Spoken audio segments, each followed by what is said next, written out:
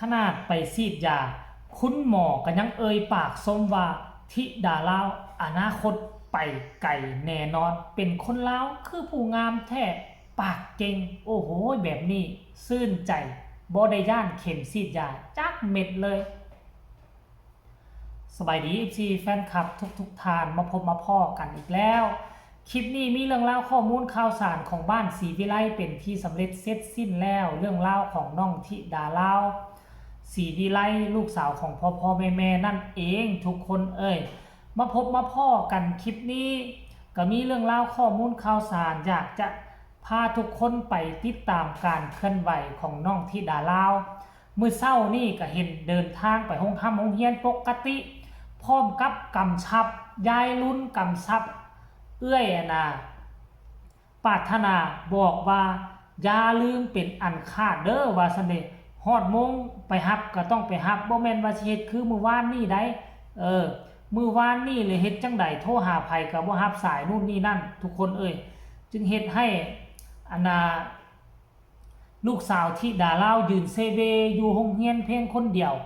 และยังโชคดีที่มีอาจารย์มีคุณครูรักเพิ่นกำลังสิกลับบ้านพอดีเพิ่นเห็นแล้วเพิ่นก็เลยเมตตาสงสารเพิ่นก็เลยเอาติดรถมานำเอาไปส่งฮอดนอนหน้าคาเฟ่ก็โชคดีไปถ้าเนาะทุกคน FC แฟนคลับ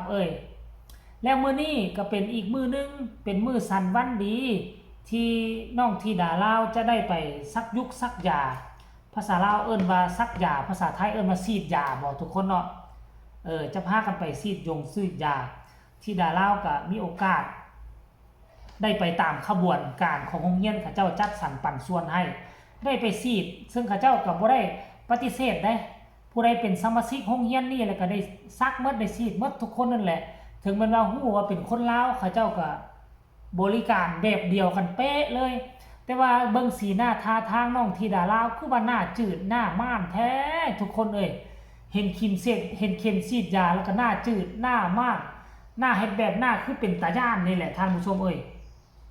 ก็อยู่ทั้งฟังลาวนี่ก็น่าจะเคยซีดแล้วตอนนั้นบ่เคยซีดหรอกตอนนั้นน้อยๆนี่น่าจะมีอยู่น่าจะมีเขาเจ้าอันน่ะนั่นเนาะเขาเจ้าให้กินยาอยู่ตอนนั้นน้อยๆน่ะเขาเจ้าเอายาให้กินนะเนาะเอายาให้กินแต่ว่ารุ่นค่อยนี่มีได้มีห้อยซักอยู่นี่ตอนยังน้อยๆนี่มีห้อยซักเขาเจ้าซักยาจนคันผู้ใดบ่มีห้อยแป้วนี่ก็ไปซักให้มันครบซักจนให้มันมีห้อยแป้วแบบนี้พุ่นน่ะทุกคนค่อยก็เคยซักตอนนั้นอยู่บ้านนอกแพทย์หมอเพิ่นไปซักได้เสียเงินเสียคำได้ความจริงแล้วไปซักเนี่ยรัฐบาลให้ซักฟรีแต่ทั้งท่านหมอหันไปซักหันตอนนั้นเนาะเก็บค่าซักไผบ่มีเงินบ่มีคำเนี่ยเอาเป็ดเอาไก่ให้ท่านหมอก็แบกกันลงยงลังยังบัดเฮาใหญ่ขึ้นมาแล้วโอ้ยมันเป็นโครงการฟรีของรัฐพุ่นได้ตอนนั้นน่ะเขาเจ้าก็สืบถามประวัติชื่อหยังเนาะมาแต่ใส่บ้านอยู่ใส่เมืองใส่กะคนลาวสวรรณเขตว่าซั่นได้ยินว่าคนลาวสวรรณเขตทั้งคุณหมอก็ว่าโอ้ก็ท่วงแม่ป้าโธ่อนาคตไกลเด้นางอันนี้น่ะเก่งเว้าบ่อยู่บ่เซาเก่งว่าซั่นไหวพริบดีหน้าตาคือมางามแท้ว่าซั่นคนลาวน่ะที่ดาราก็ขอบคุณค่ะซั่นโอ้ยยิ้มใส่แต่ก็หน้าจืดหน้าม่านอยู่ได้บอกให้แนมเบิ่งกล้องก็บ่กล้าแนมเพราะว่ามันเข็มสิมาซักใส่แล้วเด้ท่านผู้ชม FC แฟนคลับอันนี้คือเรื่องราวที่เขาพานักเรียนไปซักยุกซักยาคือปีนึงน่าจะมีเทื่อนึงบ่ทุกคนปีละเทื่อก็ซักนี่ก็ซักวัคซีนบ่วัคซีนตะกี้ภาษาลาวเขาหยังก็ซักยาต้านเชื้อซักยาวัคแซงเนาะวัคแซงแต่เป็นภาษาอังกฤษต้องเป็นวัคซีนท่านผู้ชมคือเฮาซักวัคซีนโควิดแต่อันนี้เป็นวัคซีนกันอีหยังท่านผู้ชมมันจะมีวัคซีนกันยามนี้ก็ฤดูกาลนี้ก็กันไข้มาลาเรียหรือว่าพยาธิไข้ยุงลายนี่ท่านผู้ชมเนาะรายละเอียดก็บ่เว้าหลายใหญ่ห่างท่านผู้ชมอยากให้ทุกคนไปชมคลิปวิดีโอนี้ซะก่อนซึ่งเป็นคลิปสั้นๆตอนมื้อเช้านี้ปรารถนาไปส่งน้องสาวที่ดาลาวของตนเองแล้วก็ไปเบิ่งคลิปอีกคลิปนึงซึ่งเป็นน้องสาวที่ดาลาวเข้าห้องซักวัคซีนเนาะหน้าจืดหน้าม่านคันผู้ใดอยากเห็นก็ให้ไปชมคลิปนี้พร้อมๆกันแล้วจะมาพบกันในช่องต่อไปไปชมเลย พี่ปาดมันแรงพี่ปาดสิเลื่อมบ่เอาอันโอ้พี่ปาดเมื่อบ้านนี่เลื่อมนักเรียนแม่นบ่มาไวเนาะใครบอกอยากมาไว้แม่นบ่วันนี้ฝนตกคุณครูก็เลยสั่งอะไรโอ้3 โมง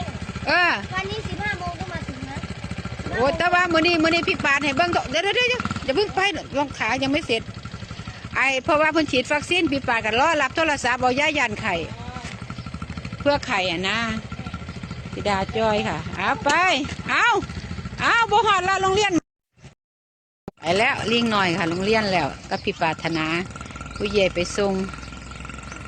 งโรงเรียนมื้อนี้เมื่อวานนี่ใหญ่ชาร์จโทรศัพท์ไว้ลืมเบิ่งโทรศัพท์บ่ได้ยินเสียงเพิ่นโทรมามีผู้ไปหับเพิ่นบ่โทรหายายซะแล้วเพิ่นโทรหาแต่พี่ปาดเนาะค่ะก็เลยบ่ทันบ้านสุดท้ายครู่มาบ้านพอดีครู่เลยรับมานำโทรหาสิปิเช่ชลบุรีค่ะให้สิปิเช่มารับโอ้ยอยากหัวได้จอยไอ้จอยปูนค่ะกำลังออกบ้านไปแล้วไปตั้งใจเฮียนได้ล่ะเอ้ยไปโรงเรียนก็ได้ไปปลอดภัยตลอดปลอดภัยเดินทางก็ได้นี่ละทรงพี่มังกรแล้วกับทรงธิดาย่ำมือเสาของศิลาย่ายก็ได้ข้างนี้ใช่ไหมคะข้างล่าง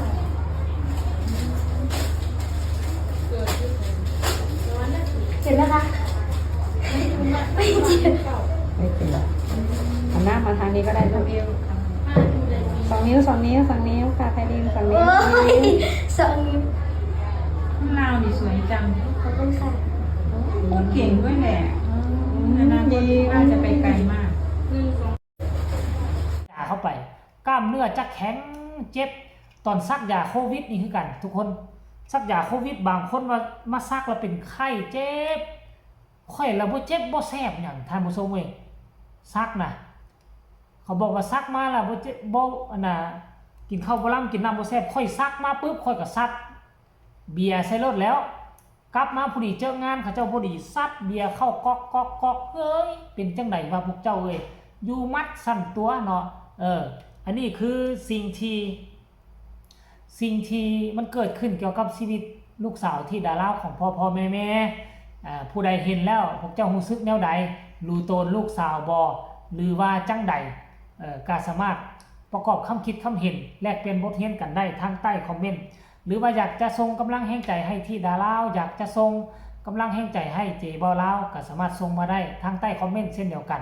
สุดท้ายนี้ก็ฝากทุกคนผู้ละ1 ไลค์1 แชร์เพื่อเป็นการสนับสนุนลูกสาวที่ดาราสนับสนุนเจบอลาวให้มีกำลังอกกำลังใจทำคลิปทำข่าวต่อไปเนาะสำหรับคลิปนี้ก็รอท่าทานผู้ชมเอาไว้เสียงสำนีก่อนสำหรับคลิปนี้สบายดี